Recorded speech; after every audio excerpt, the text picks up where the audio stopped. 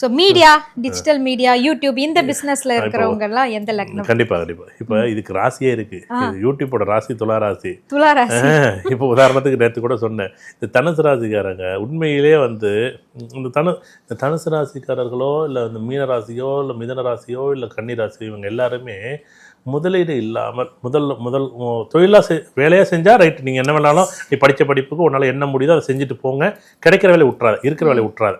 நீ மிதன ராசியாக இருந்துச்சுன்னா விட்டுறாத. ஆனால் இப்போ யூடியூப் இருக்குன்னு வச்சுங்களேன், உதாரணமாக எனக்கு கன்னி லக்கணம் இல்லை கன்னி ராசி இருக்குன்னு வச்சுங்களேன், யூடியூப் சூப்பராக இருக்கும், வருமானம் இருக்கும், எனக்கு பேச்சு பேசுவேன், நான் முன்னாடி உட்காந்துக்குவேன். அதே இப்போ உதாரணமாக மகர லக்கணமாக இருக்குன்னா நான் மறைஞ்சிருந்து பேசுகிறேன், மறைமுகமாக பேசுகிறேன் அப்படின்னு சொல்லி பேசுவோம். இதே கும்ப லக்கணமாக இருந்துச்சுன்னா சூப்பராக ஆன்மீகத்தை பற்றி பேசுவோம். அதே மீன லக்கணமாக இருந்துச்சுன்னா பேசுகிறதெல்லாம் பேசி யூடியூப்பில் எதெல்லாம் வார்த்தையை விடக்கூடாதோ வார்த்தையை விட்டுட்டு மாட்டிக்கிட்டு நிற்கும். அதே மேஷராசியாக இருந்துச்சுன்னா நல்லா திருமணம் சார்ந்த விஷயங்களை பற்றி பேசுகிறது. இப்போ கல்யாண மாலையை பற்றி பேசுகிறாங்கன்னு வச்சுக்கலாம், ஒரு திருமணம் சார்ந்த விஷயங்களை பற்றி ஒரு ப்ரோக்ராம் பண்ணாலும் சூப்பர் ஹிட் ஆகும். ரிஷப ராசி மருத்துவத்தை பற்றி பேசினா ஹிட் ஆகும். மிதன ராசி காதலை பற்றி பேசினா ஹிட் ஆகும். கடக ராசி அழகை பற்றி பேசினா ஹிட் ஆகும்.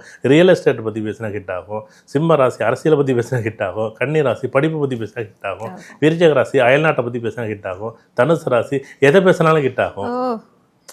துளாராசி நீங்கள் எல்லாத்த பற்றி பேசலாம். துளாராசியாக இருந்து துலாலக்கணமாக இருந்து நீ பேசுனீங்கன்னா எதை பற்றி பேசினாலும் ஹிட் ஆகும். இல்லை மீனராசி மட்டும் நம்ம கொஞ்சம் கவனமாக இருக்கணும். மீனராசி பேசுனாலே நான் சொல்கிறது ஒன்றா இருக்கும், புரிஞ்சுக்கிறது ஒன்றா இருக்கும். இதுதான் ஆச்சரியமாக இருக்கும்.